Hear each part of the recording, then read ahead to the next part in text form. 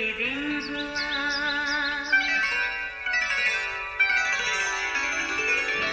नया फिर दिन हुआ, पुरानी रात का करे सो शुक्र हम खुदा की जात का, खुदा की जात का नया फिर दिन हुआ। आज की आयत, और तुम खुदावंद अपने खुदा की इबादत करना, तब वो तेरी रोटी और पानी पर बरकत देगा, और मैं तेरे बीच से बीमारी को दूर कर दूंगा। खरूज 23 बाब 25वीं आयत। अजीज़ों, एक शिकारी काफ़ी देर तक मारा मारा फिर रहा था, मगर अब तक वो नाकाम था। थकन से चूर, बुरा हाल। सोचा कुछ खा पी कर और ज़रा सस्ताने के बाद वो अपने शिकार का दूसरा मरहला शुरू करेगा। वो इधर उधर मुनासिब जगह की तलाश में था कि अचानक दरख्तों के बीच उसे ताज़ा पानी की कुदरती नदी दिखाई दी। वाह, क्या खूबसूरत जगह है। उसे शिकार का सामान रखा और ठंडे पानी से हाथ मुंह धोकर खुद को ताज़ा दम करने लगा। अचानक उसे एक परिंदे के गोया चीखने और ऊंची आवाज़ में अपनी बोली बोलने की आवाज़ आई। ऐसी आवाज़ किसी भी परिंदे की गैर मामूली हरकत थी, जैसे उसे कोई खतरे का एहसास हो रहा हो। शिकारी से रहा ना गया।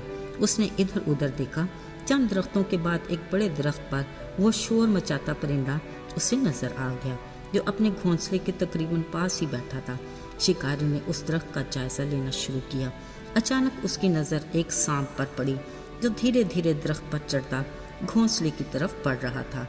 अब शिकारी को फौरन परिंदे के शोर मचाने की वजह भी समझ में आ गई। शिकारी परिंदे को ढूंढने लगा, जो कुछ देर पहले तो वहां बैठा हुआ था, मगर अब वो नहीं था। उधर सांप मुसलसल घोंसले की तरफ बढ़ रहा था, मगर परिंदा गायब। शिकारी की समझ में कुछ नहीं आ रहा था, पर अचानक कहीं से परिंदा नमूदार हुआ। उसने देखा उसकी चोंच में कुछ पत्ते हैं, जो उसने बड़ी एहतियात से घोंसले के ऊपर रख दिए और कुछ दूर खामोशी से बैठ गया। खेल काफ़ी दिलचस्प था। शिकारी अपना काम छोड़कर इस खेल में उलझ गया। अब सांप बिल्कुल घोंसले के पास पहुंच गया, फिर अचानक गोया चकरा कर धड़ाम से दरख्त से नीचे जा पड़ा। यह सब कुछ उस शिकारी के लिए हैरानकुन था, मगर परिंदा बड़े सुकून से अपने बच्चों के साथ घोंसले में बैठा हुआ था। अब सांप धीरे धीरे वहां से रफू चक्कर हो गया।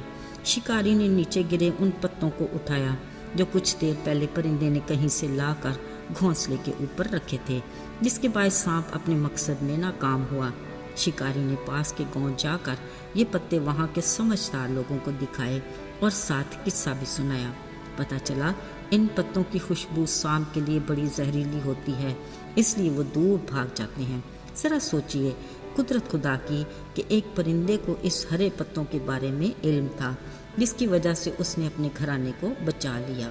अजीजों, रिश्तों में सबसे ज़्यादा करीबी और मजबूत रिश्ता एक घराने का होता है। वालिदैन और बच्चे जो मोहब्बत की डोर से एक ही जगह परोए जाते हैं। बच्चे अपने वालिदैन की जिम्मेदारी में होते हैं, जिनका हर तरह से ख्याल रखना वालिदैन का फ़र्ज़ होता है।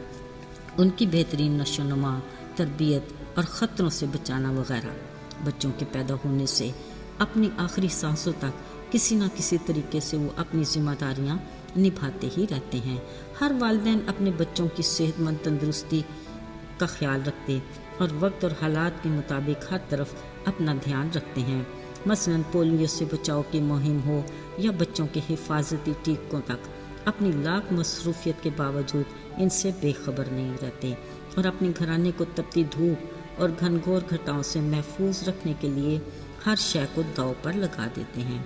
अजीज़ों, बिलाशुबा अपने घराने के लिए वालिदैन हर कुर्बानी देते और हर बात से बाखबर रहते हैं, मगर याद रखिए बच्चों की रूहानी परवरिश और तरबियत की जिम्मेदारी भी उस खुदा ने वालिदैन को दी, जिसने उन्हें औलाद जैसी नेमत से नवाजा।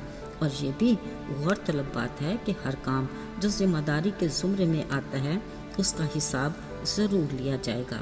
देखा ना, एक परिंदे को ये इल्म था کہ کس چیز سے وہ اپنے گھرانے کو خطروں سے بچا سکتا ہے۔ اسی طرح ہر والدین کو بھی علم ہونا چاہیے کہ خالق خدا نے اپنے کلام مقدس میں اپنے گھرانوں کو خطروں سے بچانے اور خوشی خوشحالی کے لیے کیا ہدایات فرمائی ہیں۔